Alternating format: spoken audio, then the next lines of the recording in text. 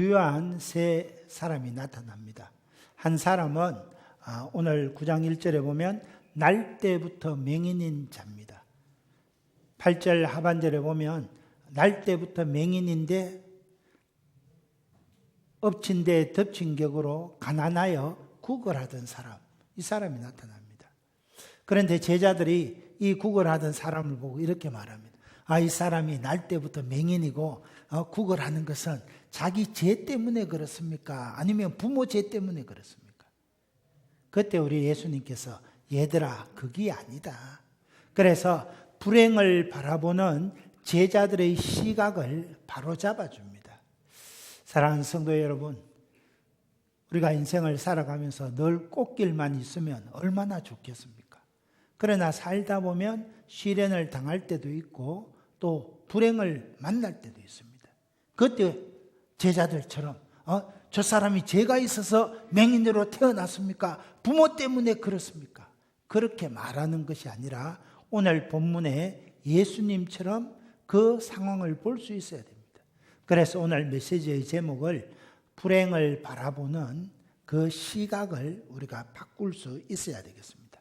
첫째, 우리가 불행을 바라보는 그 시각은 본인의 죄나 부모의 죄 때문이 아니라 하나님의 영광을 나타내려 합니다. 이런 자세를 가져야 합니다. 1절을 보십시오. 예수께서 길을 가실 때에 날 때부터 맹인된 사람을 보신지라. 예수님이 길을 갈 때 한 사람을 만났는데 날 때부터 맹인이었습니다. 여러분 앞을 보지 못하니까 부모의 얼굴도 모를 겁니다. 한 번도 거울을 본 적이 없기 때문에 자기 얼굴이 어떻게 생겼는지도 모를 것입니다. 날 때부터 한 번도 본 적이 없기 때문에 평생을 죽을 때까지 어둠 속에서 살아야 됩니다. 여러분 세상에 장애를 앓고 있는 분들이 많이 있지만은 앞을 보지 못하는 것만큼 불행한 사람은 또 없습니다. 게다가 8절에 보니까 이 사람은 맹인으로 태어난 것도 너무 불쌍한데 가난한 집에서 태어났습니다. 아니 어쩌면 아버지가 맹인으로 태어났으니까 버렸을 수도 있을 것입니다. 그래서 이 사람은 구걸해서 거지 짓을 해서 먹고 사는 그런 사람입니다. 이 사람을 보면 참으로 불행한 인간 조건을 안고 태어나서 비참하게 살다가 쓸쓸하게 죽을 수밖에 없는 그런 삶이었습니다. 그런데 이 맹인을 제자들이 보면서 예수님께 이렇게 묻습니다. 2절입니다. 랍비여 선생님, 이 사람이 맹인으로 태어난 것이 누구의 죄로 인함입니까? 자기가 죄가 많아서 그렇습니까? 부모가 죄가 많아서 그렇습니까? 제자들이 예수님을 따라가다가 이 맹인을 만납니다. 너무 불쌍해 보였습니다. 그래서 동전이라도 하나 던져주고 싶은데 동전도 없었습니다. 그러니까 마음속에 이 맹인을 보면서 불쌍한 마음이 들었는데 또 한 가지 의문이 들었습니다. 도대체 이 사람은 왜 맹인으로 태어났을까? 맹인으로 태어난 이유가 어디 있을까? 죄가 많아서 그렇겠지. 아니야, 부모가 죄가 있어서 그렇겠지. 그래 생각했습니다. 여러분 예수님 당시에 누구의 죄 때문에 이 사람이 이런 불행을 당하게 됐을까? 이렇게 생각하는 것은 유대인들의 일반적인 그런 사고방식이었습니다. 내가 어머니 태중에서 무슨 죄를 지었기에 이렇게 맹인이 되었단 말인가? 여러분 그렇게 생각한다면 인생이 원망과 불평이 넘쳐나고 불행해질 수밖에 없습니다. 하나님이 자신도 모르는 죄 때문에 맹인으로 태어나게 했다면 하나님 왜 나를 맹인으로 태어나게 했습니까? 하나님을 원망했을 것입니다. 부모의 죄 때문에 맹인으로 소경으로 태어났다면 부모님이 얼마나 원망스럽겠습니까? 힘들 때마다 어머니 맹인으로 태어날 때 아직 태어나지도 말게 하지 왜 나를 이 세상에 태어나게 해서 이렇게 고통 속에 살게 합니까? 그렇게 엄마 아빠를 여러분 원망했을 것입니다. 오늘 2020년을 살아가는 우리 가운데도 불행한 인간 조건이나 환경 때문에 자학하고 또 부모를 원망하는 분들이 있을 수도 있습니다. 여러분 요즘은 제가 청소년 시절을 보낼 때마다 평균적으로 키가 10cm 이상 더 컸습니다. 그래서 키 작은 분들은 자신의 모습을 많이 자각합니다. 키가 작으면 취직하기도 쉽지 않고 결혼하기도 쉽지 않습니다. 어떤 분은 얼굴이 자유분방하게 생겼는데 피부까지 거무튀튀하다고 자각하는 그런 분도 만났습니다.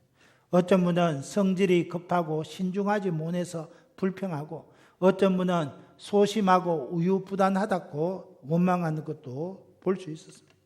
어떤 사람은 자기의 IQ가 2자리 숫자밖에 되지 않아서 나는 아무리 공부해도 2등 인생, 3류 인생이 될 수밖에 없다 원망하는 분들도 만났습니다. 그래서 또 어떤 분은 부모님이 자꾸 다투는 그런 집안에서 태어나서 왜 하필이면 내가 이런 집에서 태어나서 이런 불안 가운데 살아야 되느냐 원망하는 분도 만나봤습니다. 여러분, 또 저와 여러분이 사는 이 시대는 자본주의 시대입니다. 자본주의 시대에서 돈이 없다는 것은 얼마나 불편한지 모릅니다.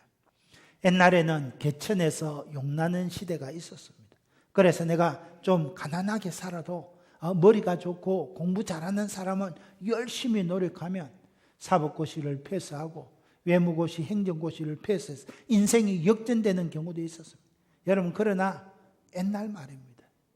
지금은 시대가 바뀌어서 잘 사는 집 아들이 다 잘 성공하고 전부 금수저에서 태어난 사람들이 사회의 지도층이 되는 것이 오늘날 현실입니다. 개천에서 용나는 시대는 지나가 버렸습니다. 서울에 가면 아이들까지도 우리는 몇 평 아파트에 산다. 아파트 크기에 따라서 아이들 어울리는 가 달라집니다. 요즘 서울에 아파트를 재건축해서 50층, 60층 올리면 그 중에 20%는 임대 아파트로 해서 분양을 해야 됩니다. 그런데 똑같은 아파트에 사는데 일반 분양 받는 사람하고 임대 행복주택 분양 받는 사람하고는 설계할 때마다 차별을 두어서 인간 차별을 하는 그런 시대입니다.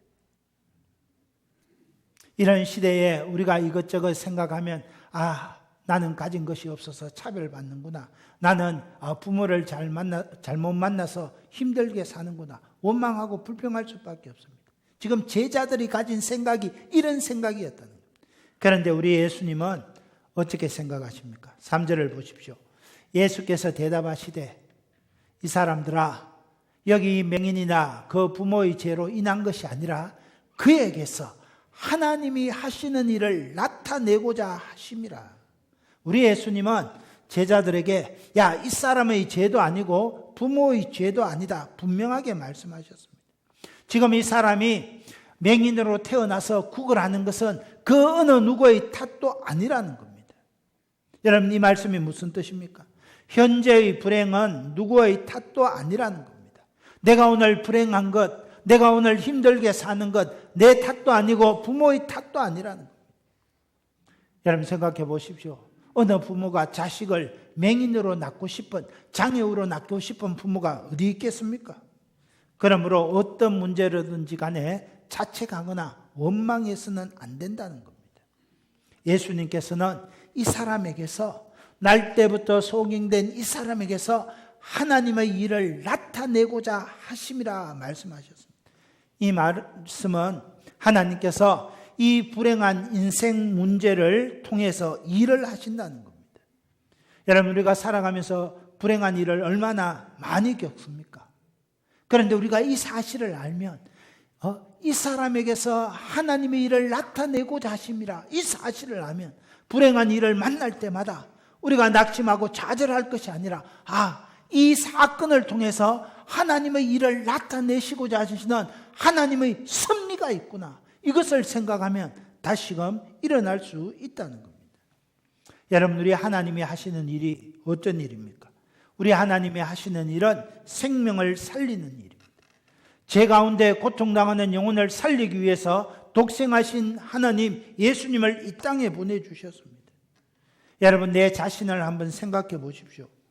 여러분, 저와 여러분, 우리 각 사람이 우리 인생에 문제가 없었더라면, 불행이 없었더라면 예수님을 만났겠습니까?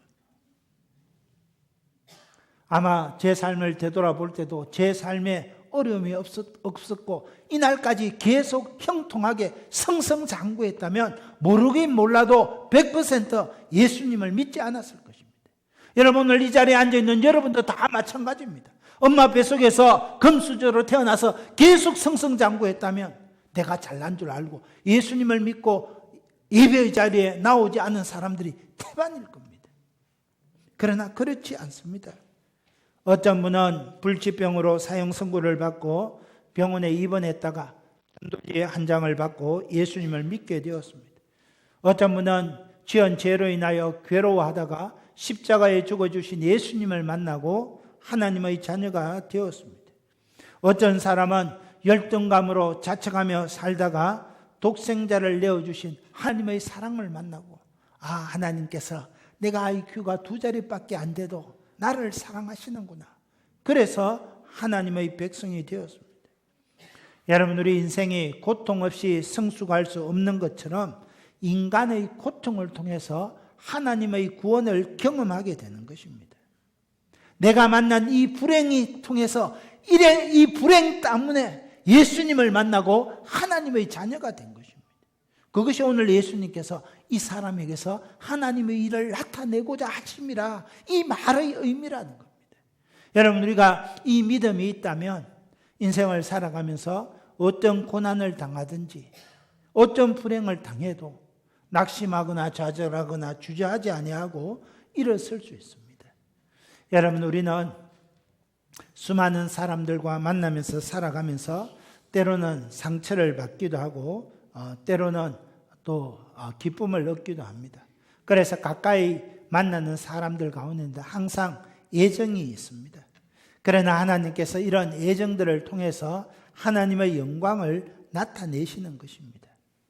이런 갈등을 통해서 우리를 구원시키시고 성숙시켜 주시는 겁니다. 오늘 저와 여러분 가운데 어떤 문제가 있든지 예수님을 만나면 다 해결되어집니다. 제가 아는 청년 중에 한 분이 아주 자유분방하게 생겼습니다. 자유분방하게 생겼다는 말은 무슨 말입니까? 좀 못생겼다는 말입니다. 그래서 이 사람이 고민했습니다. 야, 내가 이렇게 못생겼는데 내가 결혼해서 2세를 낳으면 가는 어떡할까? 그래서 이렇게 기도하다가 그러면 배우자를 키도 크고 예쁜 사람 만나면 내 2세도 괜찮겠다. 그래서 기도하고 찾고 찾았습니다. 그래서 이 사람 소원대로 키도 크고 예쁜 사람 만났습니다. 그런데 딸을 딱 낳았는데 불사 엄마를 닮아야 되는데 이 딸이 엄마 닮았습니다. 그럼 어떻게 했습니까? 너무 힘들지만 그러나 여러분, 이 딸이 아빠를 닮았지만 이 딸의 삶을 통해서 하나님의 일을 나타내고자 하시는 하나님의 섭리가 있다는 겁니다. 그 일 때문에 좌절하고 실망할 것이 아니라 이 가운데서도 하나님의 일을 나타내고자 하는 하나님의 뜻이 있구나, 이것을 붙들어야 한다는 겁니다. 오늘 제자들의 생각처럼 이 사람이 맹인된 것이 누구의 죄입니까? 자기가 죄가 많아서 그렇습니까? 부모가 죄가 많아서 그렇습니까? 그리스도인들은 이런 인과응보적인 생각에서 벗어나야 하는 겁니다. 여러분, 오늘 나의 불행은 나의 부모의 탓이 아닙니다. 이 일을 통해서 하나님이 하시는 일을 나타내고자 하십니다. 여러분, 이 맹인 거지를 한번 보십시오. 불행한 인간 조건 때문에 하나님을 만났습니다. 맹인이 안 되었다면, 구걸하는 삶이 아니었다면 거기에 예수님을 만나는 자리에 없었을 수도 있습니다. 그런데 맹인이었기 때문에, 구걸하는 형편이었기 때문에 거기에 나아가서 한 푼 줍시오 구걸하며 그래 있는데 거기에서 예수님을 만났습니다. 예수님을 만나니까 이 앞을 보지 못하는 맹인이 앞을 눈을 뜨게 되고 예수 그리스도를 주로 고백하고 하나님의 백성이 되는 은혜를 덧입게 된 것입니다. 그러므로 우리는 아무리 불행한 환경 속에서도 낙심하지 아니하고 섭리의 하나님을 바라볼 수 있어야 됩니다. 불행한 일을 겪을 때 하나님이 또 무슨 일을 하려고 하시는가? 하나님이 이 일을 통해서 어떤 하나님의 영광을 나타내고자 하시는가, 이 믿음을 가져야 한다는 겁니다. 그러면 내가 당한 모든 불행 속에서도 이겨낼 수 있습니다. 여러분, 이것이 성도와 성도가 아닌 사람의 차이입니다. 성도가 아닌 사람은 불행한 일을 겪으면 그 너무너무 커서 자기의 힘으로 어찌할 수 없으니까 극단적인 선택을 하는 겁니다. 그러나 하나님을 믿는 성도된 우리는 이 일을 통해서 하나님의 일을 하고자 하심이라, 주님께서 또 어떤 일을 하실까 기대하게 되고 이겨낼 수 있는 것입니다. 그러므로 저와 여러분은 어떤 일을 만날 때든지 간에 이 일을 통해서 하나님이 일을 나타내고자 하심이구나, 그렇게 믿음의 눈을 가질 수 있어야 됩니다. 사랑하는 성도 여러분, 오늘 현재 지금 여러분이 갖고 있는 고난의 문제가 있을 줄 압니다. 불행의 문제가 있을 줄 압니다. 그것 때문에 고민하지 마시고 이 일을 통해서 하나님의 일을 나타내고자 하심이라, 그 믿음으로 하나님을 만날 수 있게 되기를 예수님의 이름으로 축원합니다. 두 번째는 원망 대신 열심히 일하는 삶을 살아야 합니다. 4절입니다. 때가 아직 낮음에 나를 보내신 이의 일을 우리가 하여야 하리라. 밤이 오리니 그때는 아무도 일할 수 없느니라. 이 말은 낮에 열심히 일해라, 밤이 오면 아무 일도 할 수 없다는 말입니다. 여러분, 지금 낮일 때, 일할 수 있을 때, 건강이 있을 때, 시간이 있을 때 열심히 일해야 한다는 거예요. 지난 2월부터 시작된 코로나19 사태를 접하면서 여러분, 제 마음속에 한 가지 안타까운 마음이 있습니다. 여러분, 지금 우리가 이렇게 모여서 예배드리고 찬양하고 식당에서 교제하고 전도하는 이 모든 일, 여러분 지난 2월 달부터 얼마나 힘들었습니까? 이것을 생각하면 코로나가 생기기 전에 더 열심히 하나님께 예배드리고 더 열심히 교제하고 더 열심히 전도할 걸 하는 마음이 내 안에 들었습니다. 지금은 여러분 모이고 싶어도 모일 수 없는 시대입니다. 예배드리고 싶어도, 교제하고 싶어도, 전도하고 싶어도, 신방 가고 싶어도 마음대로 할 수 없는 시대입니다. 낮이 있을 동안에, 밤이 오기 전에 하나님의 일을 할 수 있을 때 열심히 해야 된다는 겁니다. 병원에 입원해 계신 분들을 종종 신방 하다 보면 제 손을 꼭 잡고 이렇게 말합니다. 목사님, 병원에 입원해서 아무것도 할 수 없는 이때가 되니 내 건강할 때 좀 더 하나님께 예배 잘 드리고 믿음으로 살았으면 좋았을 텐데, 그런 말을 하는 것을 종종 듣습니다. 사랑하는 형제 자매 여러분, 낮이 있을 때에, 해가 있을 때에, 시간이 있을 때, 건강이 있을 때 하나님의 일을 열심히 해야 한다는 겁니다. 그래서 에베소서 5장 16절은 이렇게 말합니다. 세월을 아끼라, 때가 악하니라. 여러분, 한 번 지나간 시간은 다시 돌아오지 않습니다. 젊음의 시대, 청년의 때에는 다시 돌아오지 않습니다. 지나간 후에 후회하지 말고 지금 이때 최선을 다해서 하나님의 일을 하라는 겁니다. 아이고, 그때 더 많이 기도할 것, 그렇게 끌끌하지 마십시오. 그래서 옛날에 부흥사 목사님이 늘 이야기합니다. 공동모지에 가면 밤에 끌끌하는 소리가 늘 들린다는 겁니까? 아이고, 내가 공동묘지 오기 전에 좀 더 하나님 일 열심히 할 걸, 좀 더 잘 섬길 걸, 좀 더 많이 사랑할 걸.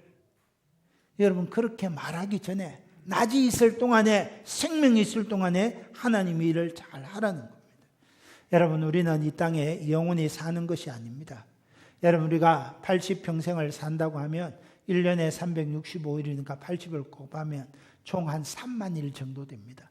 정확하게는 29,200일입니다. 그 중에 잠으로 보낸 시간이 3분의 1입니다.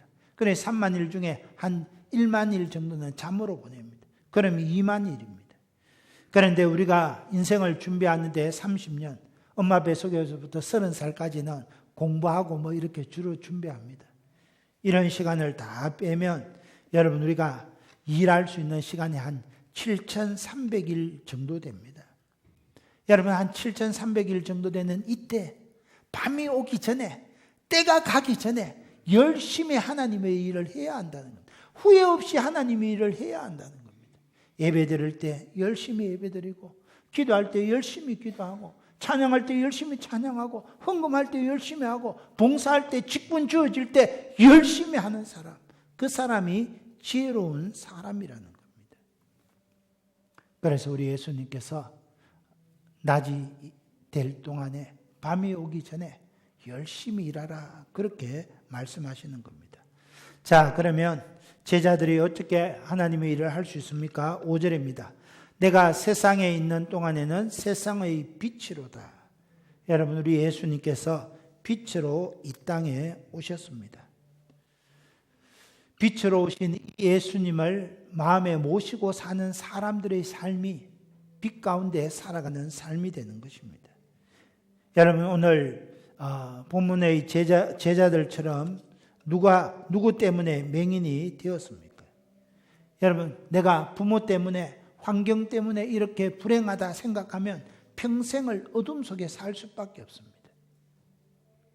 그런데 이 맹인이 빛 대신 예수님을 만나게 됩니다. 빛 대신 예수님을 만나게 되니까 어둠 속에 원망 속에 절망 속에 자악하던 맹인의 인생이 어두움이 빛으로 바뀌어지는 놀라운 역사가 일어나는 겁니다. 그래서 여러분 불행하다 생각하는 사람은 예수님을 만나야 됩니다. 원망하고 불평하는 사람은 예수님을 만나야 됩니다. 그러면 놀라운 일이 일어납니다. 예수님을 만난 놀라운 사람의 이야기를 우리 영상으로 한번 만나보겠습니다.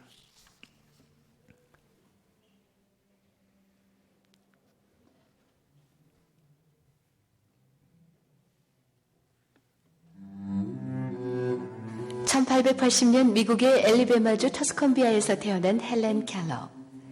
그녀는 생후 19개월 되던 때에 심한 열병을 앓은 후 눈이 보이지 않고 귀도 들리지 않고 말도 하지 못하는 삼중의 고통을 지니게 되었습니다.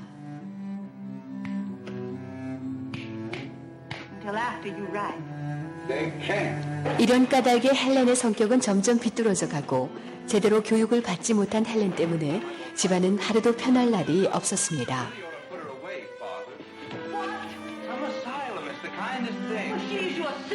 결국 헬렌의 부모는 가정교사를 두기로 합니다. 헬렌의 가정교사로 오게 된 설리반 선생.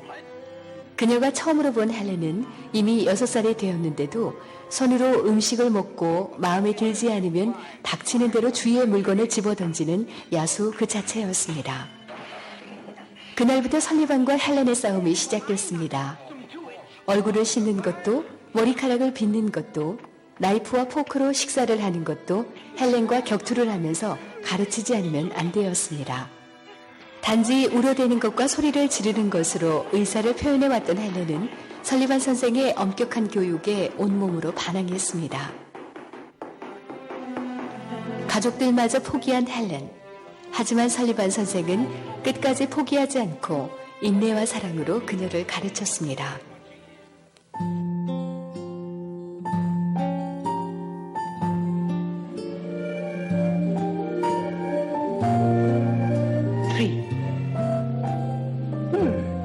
It has a name.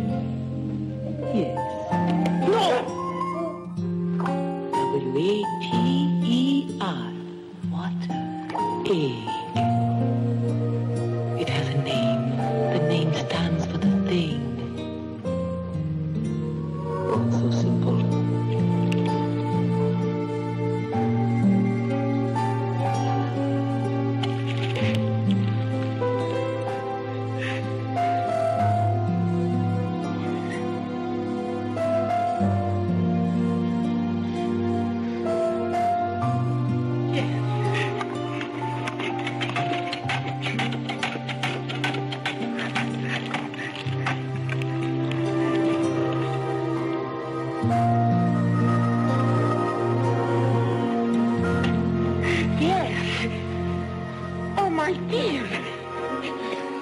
결국 모든 사물에는 이름이 있다는 것을 깨닫게 된 헬렌 켈러.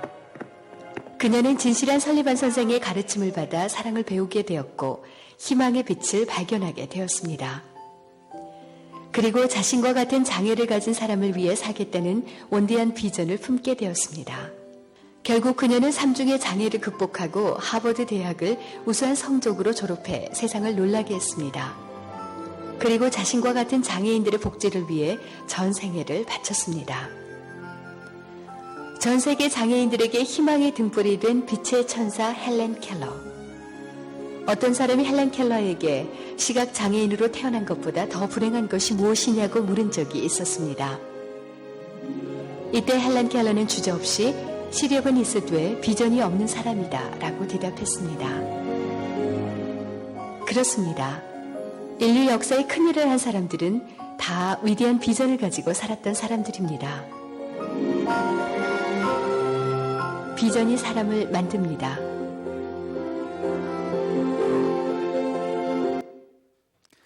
여러분, 이 헬렌 켈러가 어느 날 설리반 선생님이 금방 영상에도 나왔는데 펌프에 이렇게 물을 깃는데 헬렌 켈러의 손을 갖다 댑니다.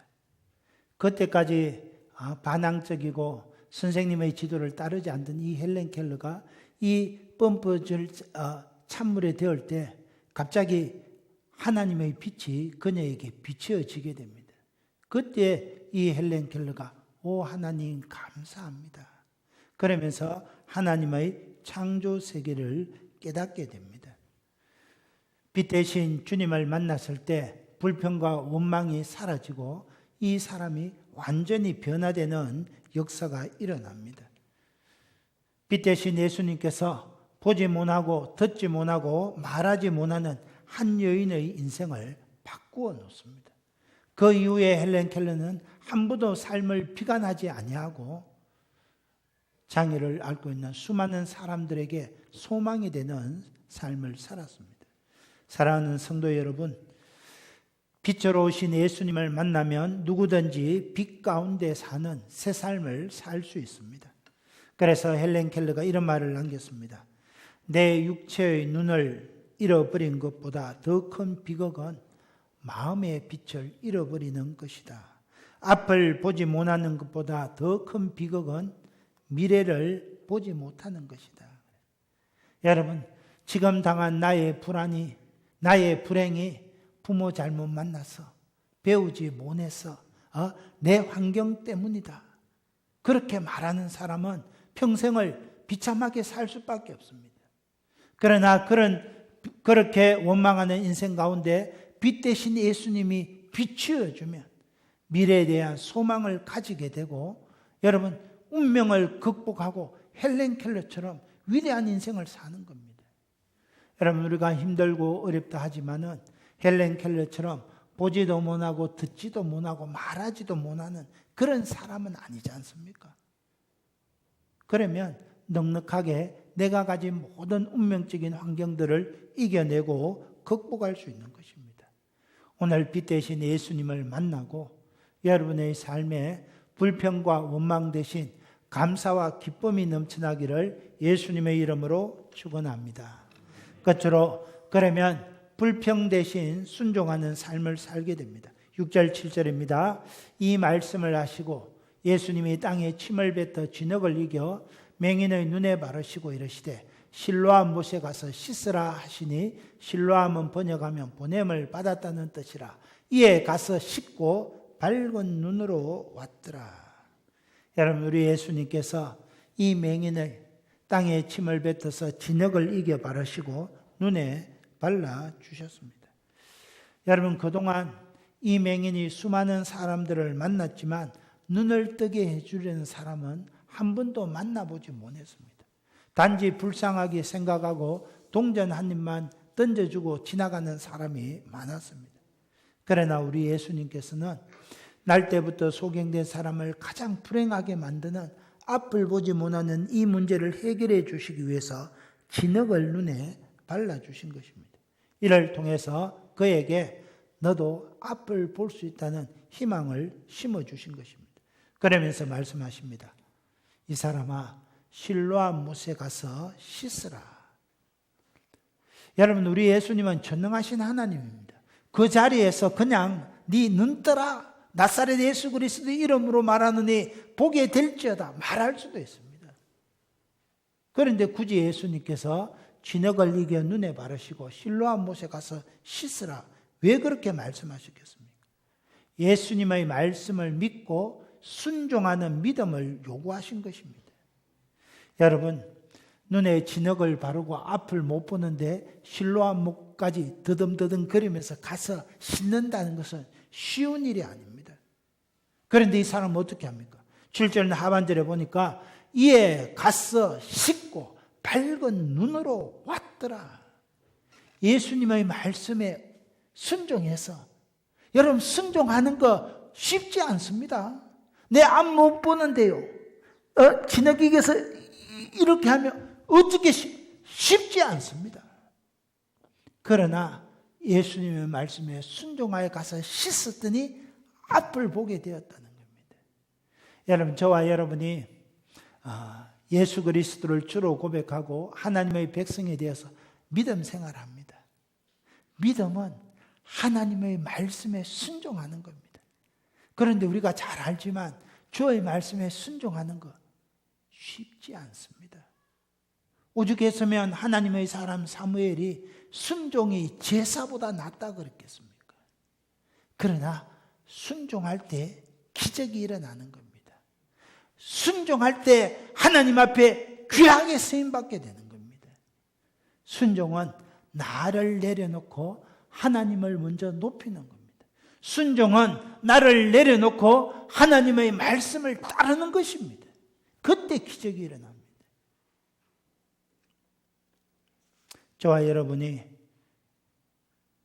이 날 때부터 소경된 자처럼 주님의 말씀에 단순하게 순종할 때 기적이 일어납니다. 여러분, 오늘 우리 주변에 앞을 보지 못하는 소경처럼 불행한 인생들이 얼마나 많습니까? 우리가 그분들을 불쌍히 여기면서 내가 만난 그 예수님을 증거하는 것, 그것이 오늘 이 시대를 살아가는 저와 여러분이 해야 할 일이라는 겁니다. 그래서 여러분, 우리가 베드로전서 2장 9절에 보면 이렇게 말씀하십니다. 너희는 택하신 족속이요 왕같은 제사장들이요 거룩한 나라요 그의 소유된 백성이니 이는 너희를 어두운 데서 불러내어 그의 기이한 빛에 들어가게 하신 이에 아름다운 덕을 선포하게 하려 하심이라. 저와 여러분을 어두운 데서 불러내어 빛 가운데 거하게 하신 하나님의 덕을 선포하게 하시기 위하여 우리를 불러주셨다는 겁니다. 여러분, 전도가 별다른 것이 아닙니다. 내가 만난 그 예수님을 증거하는 겁니다. 내가 어둠 속에 이렇게 살았는데 예수님이 빛으로 찾아오셔서 내 모든 어둠을 물리치고 나에게 기쁨을 주셨습니다. 말하는 거, 그게 전도라는 겁니다. 2020년을 살아가면서 예전과 환경이 많이 달라졌습니다. 그럼에도 불구하고 내가 만난 그 예수님을 증언할 수는 있는 겁니다.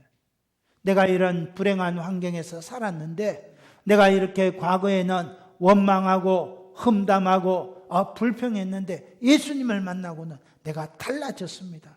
그 한마디 전하면 되는 것입니다.